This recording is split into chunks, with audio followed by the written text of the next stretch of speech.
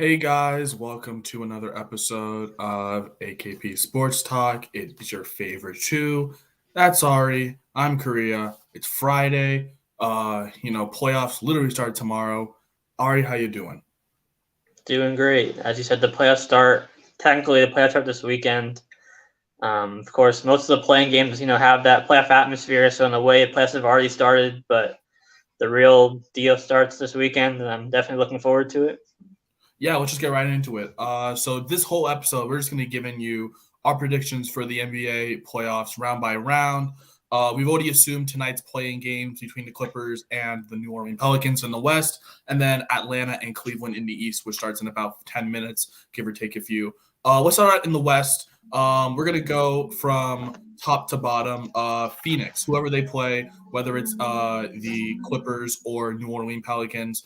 How many games do you have the winner winning, and who do you have winning that matchup? Yeah, so what I have is the Suns in six against the Clippers. And that's assuming we didn't mention, but Paul George is out tonight due to COVID protocols.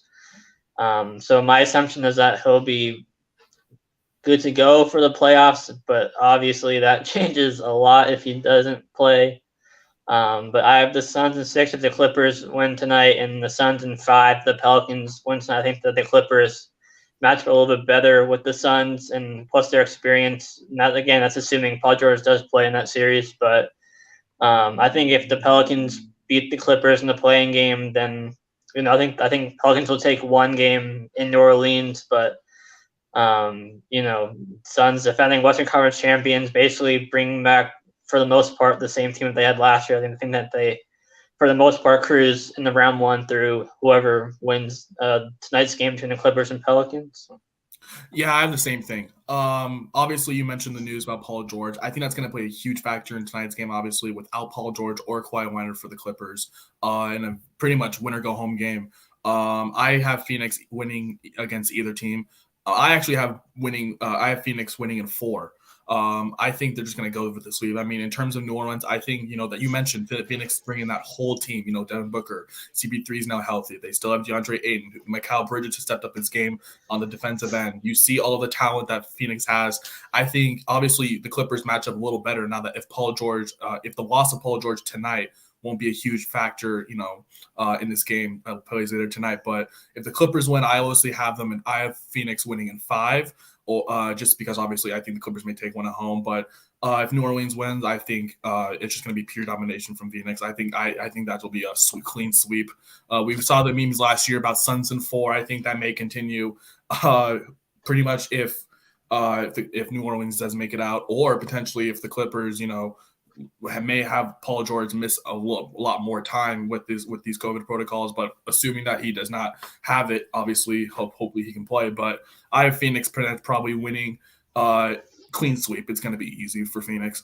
They went all the way. They went all the way to the finals last year. Just missed out on the championship after having a 2-0 lead to Milwaukee. But now we're going to move down between Dallas and Utah. This is a little interesting one because now Luka, he's already confirmed he's not playing in game one, and then there's still a possibility that he may be out game two.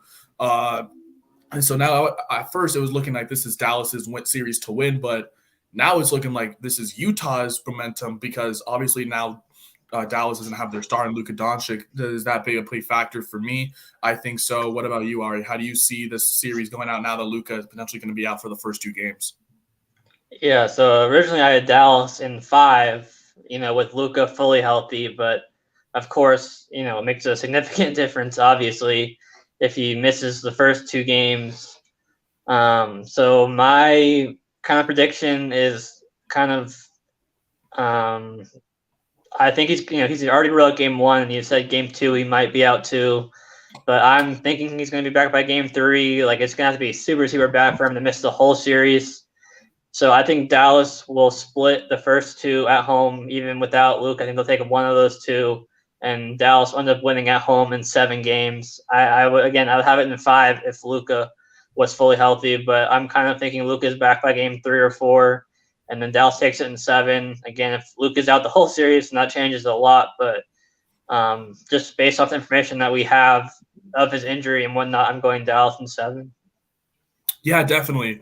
I honestly had Dallas obviously winning at first. I had pretty much Dallas probably winning in 5 as well. Before the Luka injury that happened literally on the last day of the regular season for Dallas. But now I've switched. I have Utah in 7, and I believe Utah is a sleeper team. Obviously, we know about the friction in the locker room and all the problems within Utah, but if they have an advantage like this, they got to snag it right there. I mean, yes, they played the first 2 games in Dallas, so I mean, it's not too big of a problem for Dallas being in that road atmosphere. But game 3 and then potentially Luka's first game back, and it's a calf strain, so he needs that calf to be 100%, because if it could lead to maybe like a torn Achilles, which means more time. So depending just on the nature of this injury, this may cost him to be maybe missing the first 2 games possibly.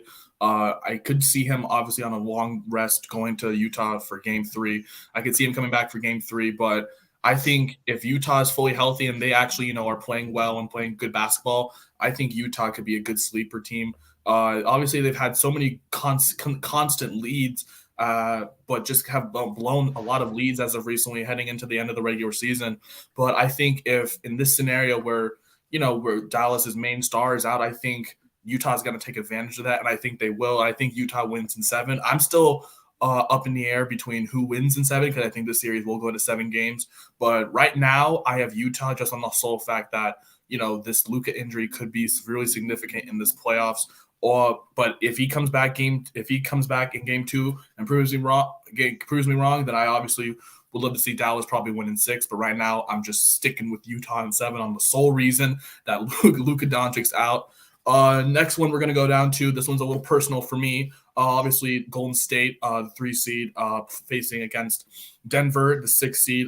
This one, Steph Curry is now officially going to be playing tomorrow in game 1. That's a huge stress relief for me and obviously all Warriors fans out there. There's a big question mark to whether he was going to be playing game 1, obviously, with his injury back in the regular season, but he's done a lot of rehab. He's made it to this point, and there's a lot of speculation pretty much around the latter end of the regular season toward the end that Golden State was going to get Steph Curry back for the first round matchup, whoever it would be against. So now we have a fully healthy Warriors team against a Denver team that's relying so much on Nikola Jokic, but I mean, he's doing it all. I mean, he's averaging 27 points. He's leading the team in pretty much every single offensive stat. So this one's going to be a good one. Ari, who do you have winning this matchup? Yeah, I mean, you mentioned Jokic and everything that he does for this team, but with the healthy Curry, healthy Clay, I think I have Golden State in 5. I think Denver takes one at home, but I think the Warriors are going to cruise fairly easily, assuming Curry is fully healthy. I like to hear those words as a Warriors fan. I'm obviously feeling a little more. I'm optimistic. Obviously, I have the Warriors winning in 6, though. Obviously, I think Denver is definitely a team that always competes in the playoffs. Obviously, but now you're down Jamal Murray and MPJ. MPJ's been out for a long time, but those are 2 big contributors for that team. And I think even though Nikola Jokic is an MVP candidate and he does it every year, and he's that guy. I think when you have a healthy big 3 in Draymond, Clay, and Steph, who have not played that long this season, but still, they've played with each other since 2012. This team is unstoppable, and I think Golden State will potentially win in 6. I want to say 5, just as a Warriors fan, but I think 6 is a definitely more comfortable number just because of how many points, Nikola Jokic can drop at any given night to scare this team. And finally, in the West, kind of the most intriguing matchup of the first round for some people, the number 2 seed Memphis with John Morant, Steven Adams. I got it right this time. Obviously, Valanciunas is on New Orleans. That team, Jaren Jackson, Cole. Just the depth of Memphis. They have a very deep team. They're playing against Minnesota. Obviously, everyone's clowning on Minnesota right now for celebrating like they won the title, even though they just won a playing game. But that's another story for another time. But interesting matchup. We have a young rookie and young second year in Anthony Edwards. He was the number 1 overall pick back in the 2020 draft. He is now facing John Morant, who was a top pick in his respective draft the year before, going second behind Zion. This is a pretty intriguing matchup. We kind of haven't not seen these 2 teams in the playoffs or in this playoff setting for a little while. It's kind of good to see the young stars rising up and making the name for themselves in the West. But Ari, who do you have winning this intriguing first round matchup?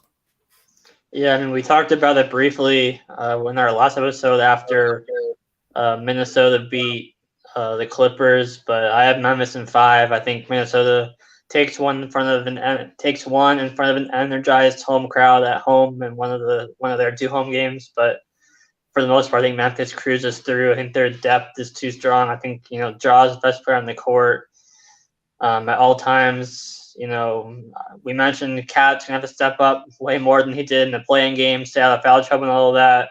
And I think he can take advantage of that matchup against Adams because Adams, he can't really guard him on the outside. I don't think. Yeah, I mean, I think Minnesota's going to make this like a fun series. Like I think even though I have Memphis in 5, I think those are going to be like kind of closer games. But yeah, I have Memphis in 5. I agree with you there. Memphis has a lot of depth on their team after for that team, and then Minnesota. It was fun playing game to watch. It'd be interesting to see how Morant matches up with Pat Beverly. Those two egos are definitely going to clash there. Obviously, John Morant, plays with all intensity. Same for Patrick Beverly. But I definitely see Minnesota losing in 5. I think Memphis is just too deep. And I think Minnesota will probably get their first win in probably game 3 at home. But I think Memphis will just probably cruise by and get to the second round. It just looks like this Memphis team is just so connected and they play so well together. I think they're just going to cruise in the first round. So staying in the West, we'll go with the semis. I believe your matchup was Phoenix versus Dallas in the second round in the top of the bracket. Who do you have getting out, making it to the Western Conference Finals? Yeah, I have the Suns in 6 over Dallas. I think the Mavericks, I think Luka will make these games fun and close and competitive, but at the end of the day, the Suns' depth and experience to bring back from last year's team is going to be too much for Luka to handle for the most part by himself. I mean, they have guys like Brunson and Dinwiddie who step up alongside him, but for the most part, I think, the Suns are just going to be too much and win in 6. Yeah, obviously I have Phoenix versus Utah right now, depending on the whole Luka situation. But I have Suns also winning in 5 in this one. If it's against Utah, you mentioned, I mean, Rudy Gobert is obviously going to be a great matchup inside for DeAndre Ayton, but the Suns team is just so deep, and this is the same Suns team that went to the finals last year. We've seen Devin Booker step up in clutch games. CP3 has had some good playoff games as well. And against a disgruntled Utah team, who has some names, like Conley and obviously Donovan Mitchell and Rudy Gobert and one of the Bogdanoviches. I forgot. I think it's Bojan that's on that team. But I think the Phoenix team is just too deep. I think this Phoenix team definitely has the experience. I mean, obviously having a leader with CP3, I think they easily get past the second round to make it to the Western Conference Finals once again. And then the more intriguing matchup down in the bottom of the bracket, we have my Warriors against the Memphis Grizzlies. Obviously, I'm honestly a little scared of this matchup. We don't have a good track record against Memphis in the playoffs. We always seem to struggle, especially in the regular season. They've been so deep and they've always had our number this year. And then Golden State, obviously now they're going to be fully healthy for like the first time all season and play a full game of this first series. So we'll see how they do. Moving on to the second series, Ari, who do you like in this matchup? Yeah, I mean, you mentioned for whatever reason, Memphis has kind of always been the kryptonite in recent years for the Warriors. I believe Memphis beat them in the play-in last year, if I remember correctly. Oh, yes, they did. Yeah, but I think this is a different motivated Warriors team with Curry healthy. That they're going to need Wiggins to step up. The second half of the season after the All-Star game, he didn't really like score as much as he did the first half of the year. So they're definitely going to need him to step up to make a deep run. But Memphis has home court, and I have the Warriors clinching it on their home court in 6 games. Yeah, I like to hear that. I like to hear that as well. I have the Warriors winning in 7. I think it's going to be a fun series. I think one of the biggest X factors in the series for the Warriors is going to be Jordan Poole. We've seen his rise to be a breakout player of the year coming off the bench and being that starter when Steph was pretty much out for the rest of the second half, keeping us still at the top of the Western Conference. And Memphis, like you mentioned, they've always had our number. I mean, we talk about the play-in series. We've had series with them back in the last time I think we had a series with them was back in around the year we went 73-9, and we beat them in the second round. So it'll be an interesting series against Memphis. I do have them winning in 7. I think Jordan Poole is going to be the breakout player of this series. I think he's going to shoot the ball well, hopefully. But obviously, it's going to be a very exciting series between Memphis and Golden State. And even on the season, Memphis has had Golden State's number, so it'll be. But you mentioned this is a different Warriors team. They're finally fully healthy. They don't have home court, but that doesn't matter. Steph Curry can shoot the lights out wherever he's at. Same for Clay. So I definitely have the Warriors winning in 7 on Memphis's home ground. And so that sets up for both of us. We both have Phoenix and Golden State in the Western Conference Finals. That's a very, very, very exciting series. We've seen them play each other about a few times in the regular season when those two teams were at the top of the Western Conference. I think Phoenix and Golden State split the season series. Yeah, they did. Yeah, I knew they split the season series. So who do you take in a game in the best of 7 series between two of I'd say two of the best teams in the West? Yeah, I mean, it should be super exciting, fun, high scoring, all of that. I kind of looked into the season series a little bit more between these two teams, and the Warriors won 2 of the first 3 without Clay, and then they lost by 4 in the most recent game without Curry. So they were competitive without one of their 2 best shooters, in all 4 matchups. And for the most part, at least the Suns were fully healthy in all 4. So I have the Warriors in 6. I think this is the Warriors' year to go back to the finals. Again, I think Andrew Wiggins is going to have to step up again for them to make this run. You mentioned Poole, but I mean he's been balling all year, but Wiggins, the second half of the year, he just kind of fell off a cliff in terms of as like a scorer, just kind of overall playmaker. I don't know. I think maybe with Curry back, I think that will help take some pressure off of him because Curry was out for most of the second half when Wiggins was kind of struggling. So I'm kind of thinking, when you have a guy like Curry and his ability to shoot from anywhere on the court, he helps out everyone else on the court for the Warriors with all the attention he draws. So again, the Warriors in 6 on their home court, but both the Memphis and Suns here, I could easily see going 7. And the Warriors winning in 7, but I just think that they get it done on their home court. Yeah, I love the emphasis on doing it on our home court as a Warriors fan.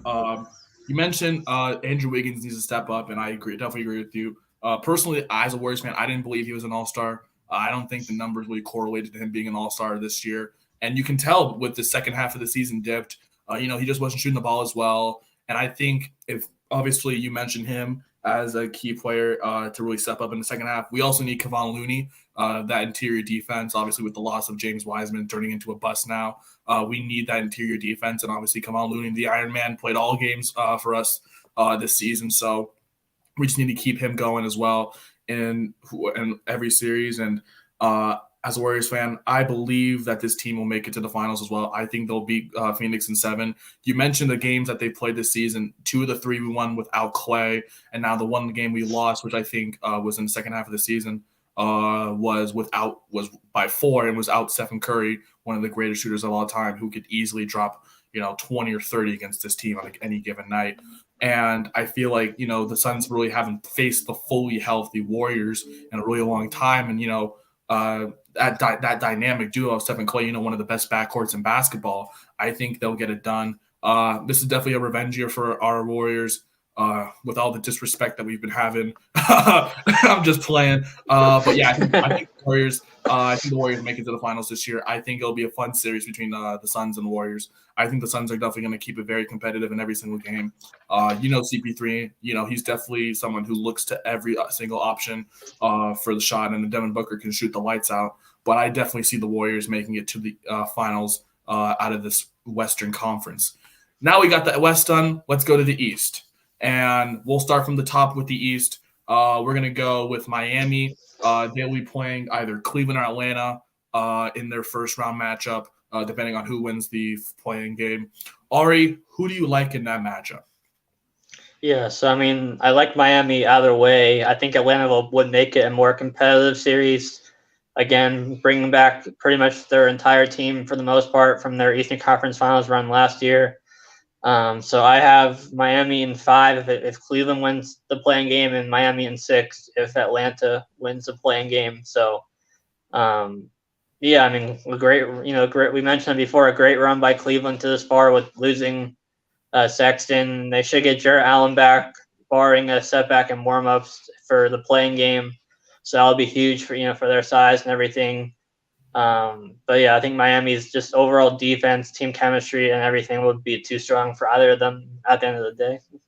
And speaking of Jared Allen, I just got the Bleacher Report saying he is officially playing tonight. So Jared Allen is going to play tonight. That will be some kind of a big factor. Finally getting their big man after the fractured finger that sidelined Jared Allen early this month.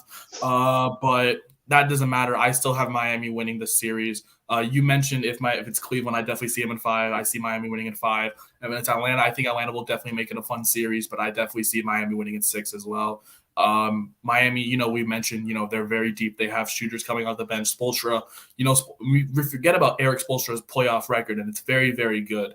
You guys, obviously, they have their big 3 with Kyle Lowry, Jimmy Butler, and Bam Adebayo. They have contributors. Tyler Hero has been playing great this year. After a bad year in 2021, a lot of people were doubting his ability to play basketball. People were saying, he should have been traded in the Victor Oladipo trade. He came back and silenced all the haters. He had a great year this year. Shout out to him.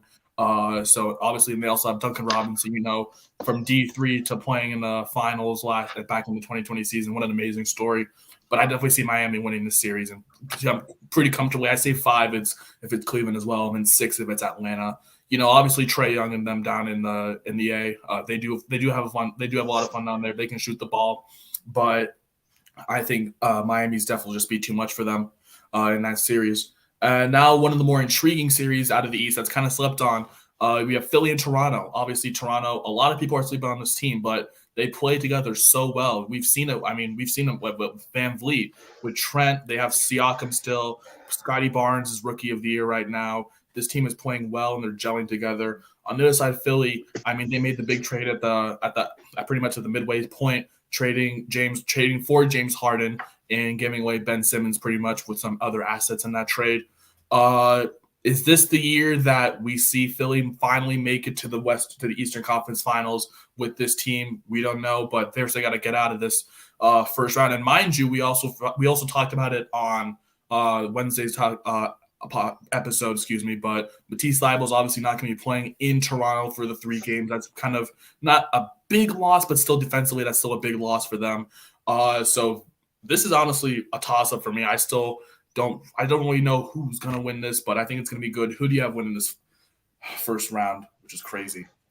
Yeah, you talked about people sleeping on Toronto. Let's just say I'm not one of those people. I'll just leave that as a hint for the future rounds, but I have Raptors in 7 right here.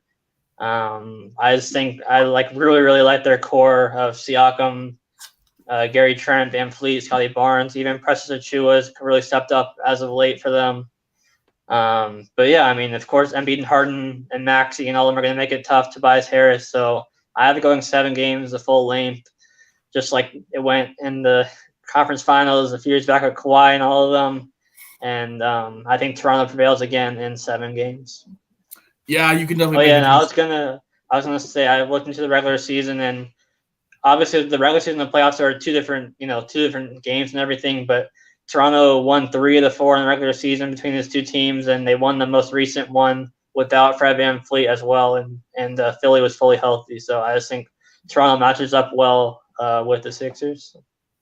Yeah, that's the thing. I think this is going to be one of the most. I think someone's going to squeak out of this. You mentioned Toronto. You mentioned those guys: Scotty Barnes, Precious Achiuwa, Van Vliet, who is now obviously coming back for the playoffs. You have Siakam still as their leader and the offensive side of the ball.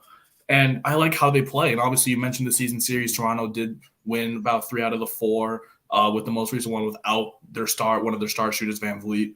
But I think this is the rematch, obviously, you mentioned with the Kawhi Game 7 buzzer beater. I think it's reversed this time. I think Joel Embiid and James Harden actually finally get it done, and they'll make it past. I think they're going to squeak by. It's not going to be easy for them not having Thybulle those 3 games in Toronto, but I think the home presence is really going to be big for them. Playing in Philly against this team who obviously is kind of a rivalry now, matching up in the playoffs once again. But I have Philly just scraping by. I think James Harden and Joel Embiid, I think they get it done. You mentioned Tobias Harris. He's definitely going to have a lot to handle on the offense side of the ball with those defenders. But I think I think, like I mentioned it last time I talked about Philly, this team's either losing in the first round or going all the way to the Eastern Conference Finals. And I've seen this team, like I've seen this, and I've heard a lot of talk from outside sources like Will Wixie, who's been telling me about this Phillies, about the 76ers team all season. So if this is true, well, boy, let's just say my bracket's going to be busted if you're right. I'll just leave it at that. I mean, I don't blame you there, but I definitely see Philly scraping by in the first round. And when I say scraping by, I mean it's going to be very close. But I think Philly scrapes by, but don't count out Toronto. Obviously, for me, it's still a toss-up. But right now, I have Philly scraping out, winning in 7 at home on their home court, finally overcoming the hump of finally, making it to the second round and beating Toronto in that process. Now we move down to the 3-6 matchup. This one is not as intriguing as the 4-5. It's Milwaukee and Toronto. Milwaukee, same team, same Giannis, same Chris Middleton. Like in Chicago? Yeah, did I say Chicago? You said Milwaukee and Toronto. It's so close. Milwaukee and Chicago. Milwaukee and Chicago. Yeah, Milwaukee, same team. Giannis is still playing up. People are saying Milwaukee is the most disrespected defending champions. And it's facts. I mean, look, this team is not being like talked about as like, as a Brooklyn or a Boston or a Philly, as much. And then we still see them as a 3 seed. I see them easily washing Chicago, who doesn't have Lonzo Ball anymore, but obviously they do have Zach LaVine and and DeMar DeRozan.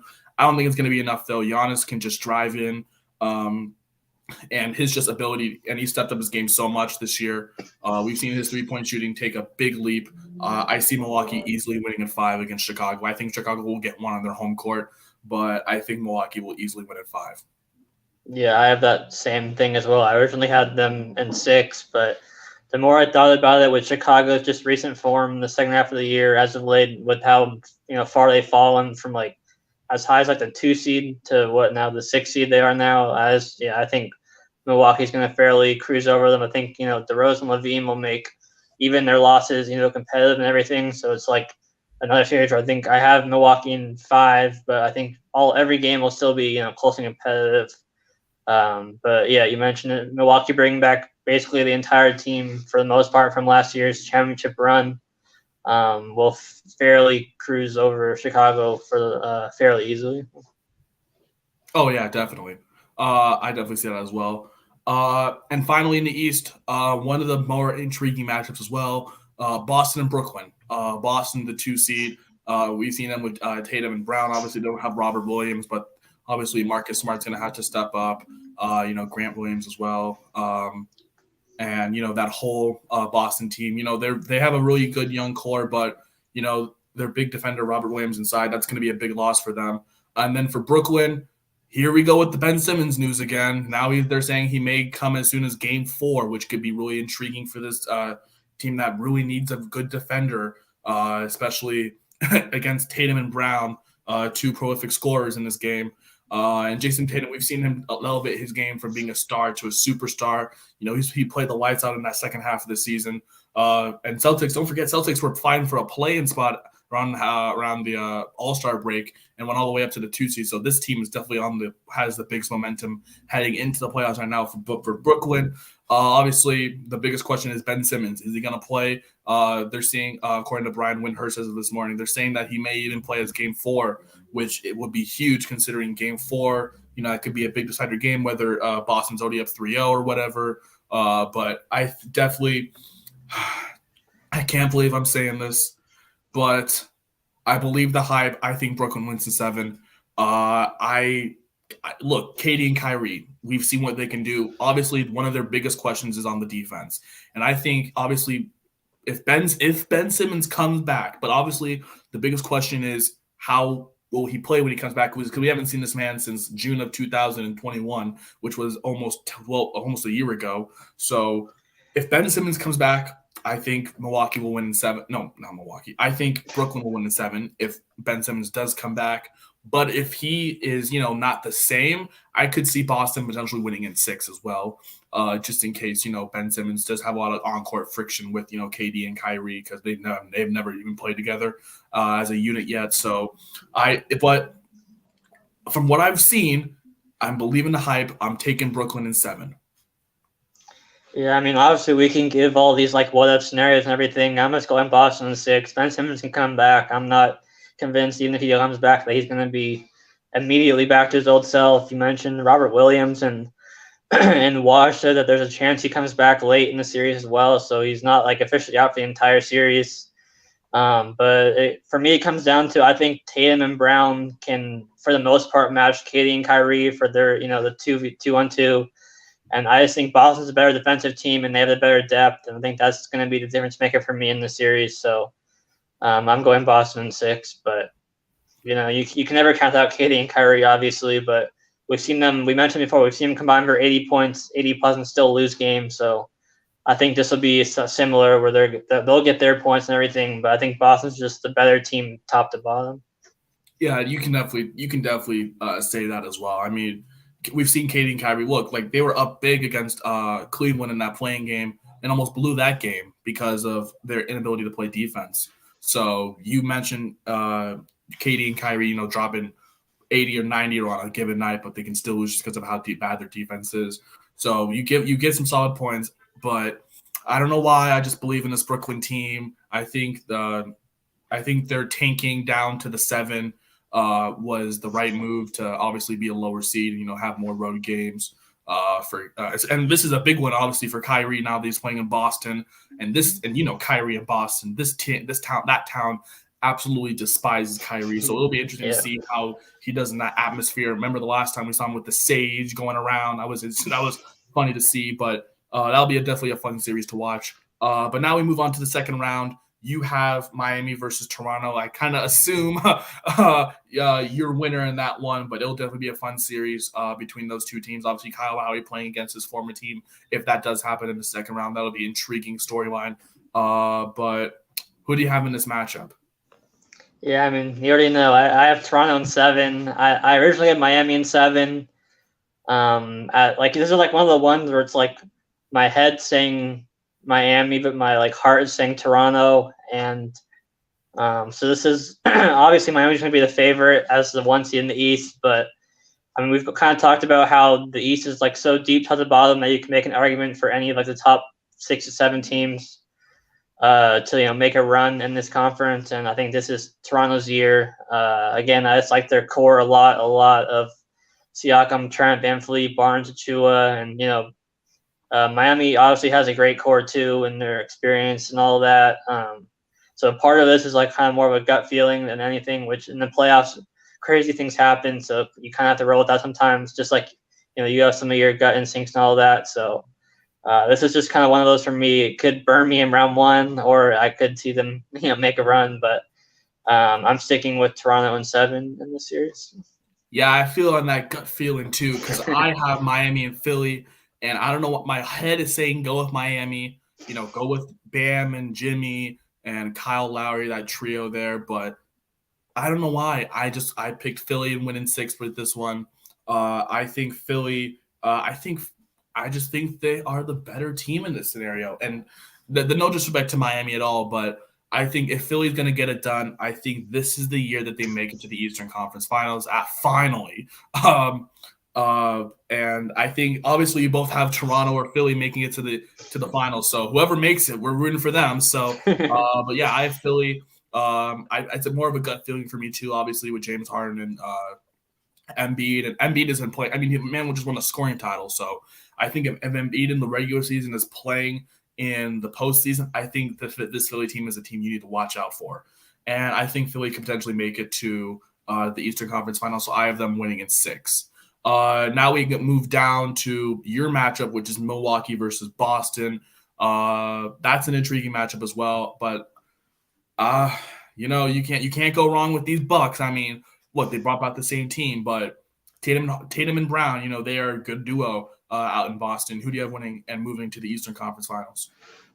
I have the Bucks in 6. I think it'll be another fun competitive series. But you mentioned how a lot of people seem to forget the run the Bucks made last year.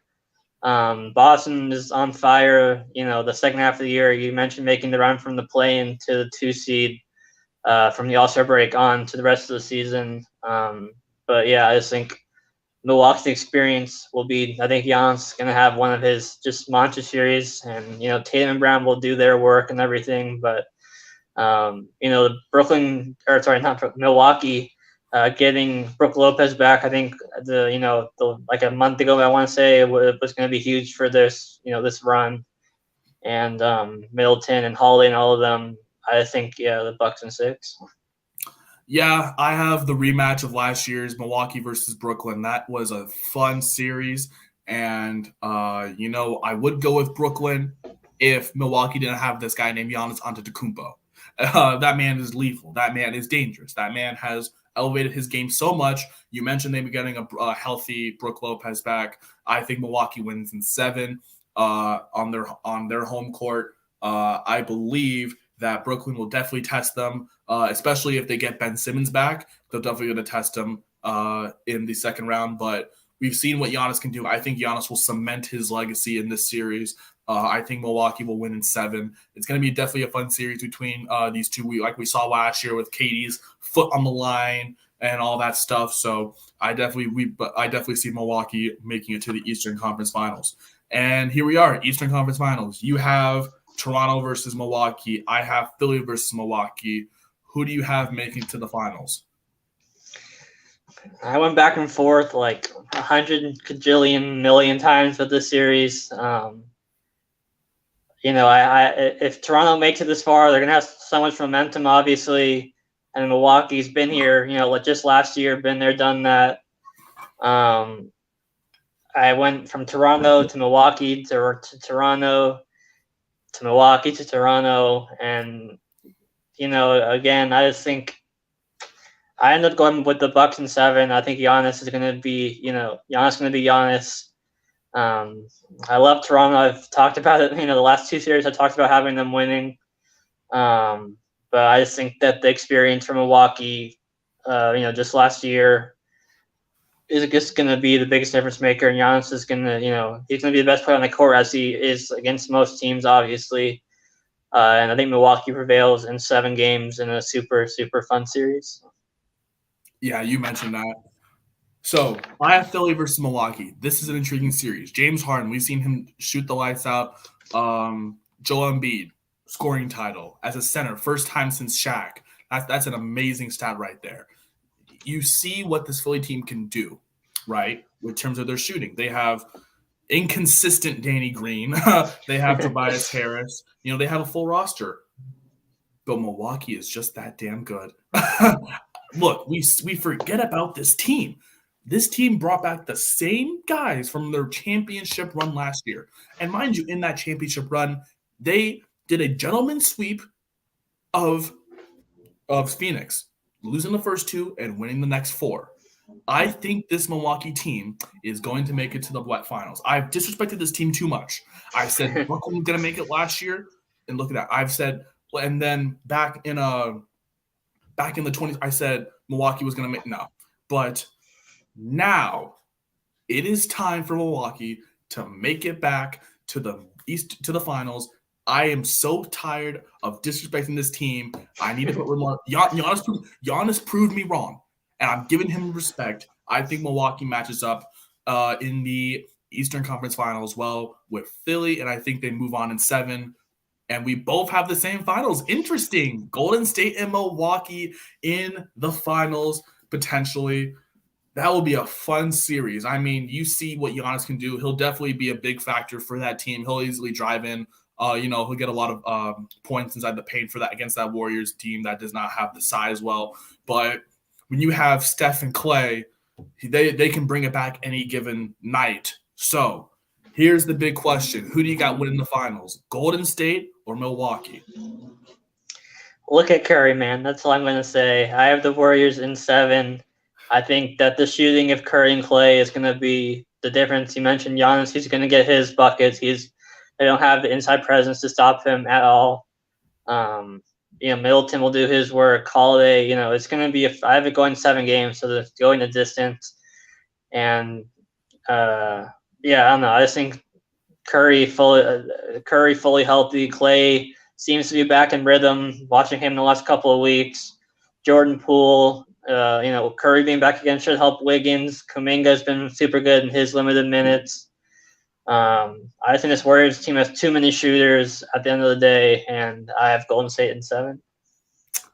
Now, you see how much I've hyped up this Milwaukee team here, right? Defending champions, going to the finals once again. Giannis Antetokounmpo, Drew Holiday, Chris Middleton. They have stars. But you know who also has stars? Golden State. Yeah. I'm taking Golden State. Obviously, this is home for me. You know me. I got to take the home team. I got to take my team here. I'm taking Golden State in 7. Look, you mentioned Kuminga. That's one of our biggest guys this year. He is playing amazing. I am so proud of this organization, of what they did in drafting Kuminga with one of our lottery picks last year. He proved to be a consistent role player. I think Jordan Poole's ascend to a top-tier star in this league. I think he's going to continue in this play. I think Jordan Poole is going to make his name known as one of the best shooters in the league. Yes, best shooters in the league in this playoff. Obviously, Giannis is that guy. He will drive in. He'll get his buckets. Drew Holiday is a defensive menace. And then Chris Middleton, obviously, he elevated his game last year. That was one of the bigger questions in last year's finals. Is Chris Middleton really going to step up? And he did. But I think this Warriors team is just too deep in terms of, as you said, the amount of shooters that they have. And I have the Warriors. It's going to be a fun, exciting series. I have the Warriors also winning in 7, taking back the Larry O'Brien trophy and putting it back in where it belongs, in the Bay. So I have the Warriors winning in 7. But this is definitely going to be an exciting series and an exciting finals. That all starts tomorrow in the morning with some games.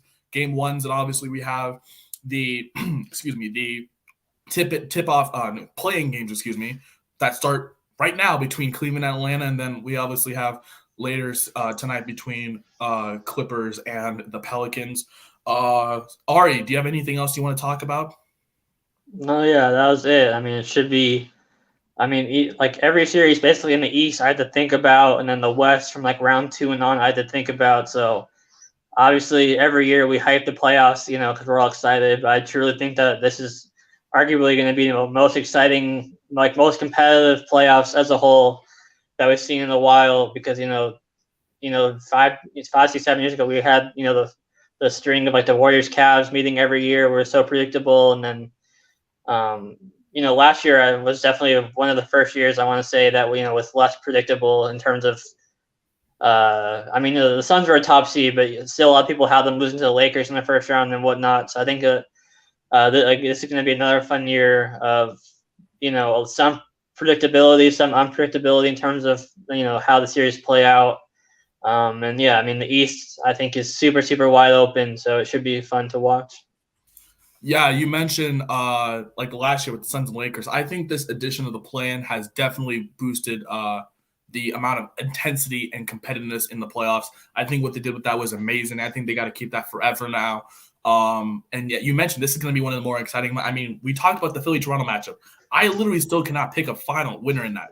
I want to say Philly, but my heart is saying Toronto because and we both have them advancing past the second round too. So the winner of that could make a difference in the second round too. So. Exactly, and you see Boston, Brooklyn. A lot of people are taking Brooklyn just because of KD, Kyrie.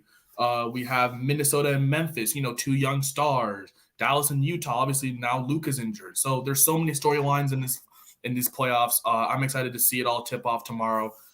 We will be back for our next episode on Monday. We're going to be talking, obviously, giving some of our reactions about the first couple games for each series in the playoffs, but we're going to get started with our NFL preview, obviously, as we lead up to the beginning of the NFL draft. A couple weeks away, yeah. Yeah, we're almost there, so peep out for a lot of NFL content coming your way soon. And obviously, we'll keep you updated with anything going on in the MLB. But for now, this has been another episode of AKP Sports Talk. We will see you guys on Monday.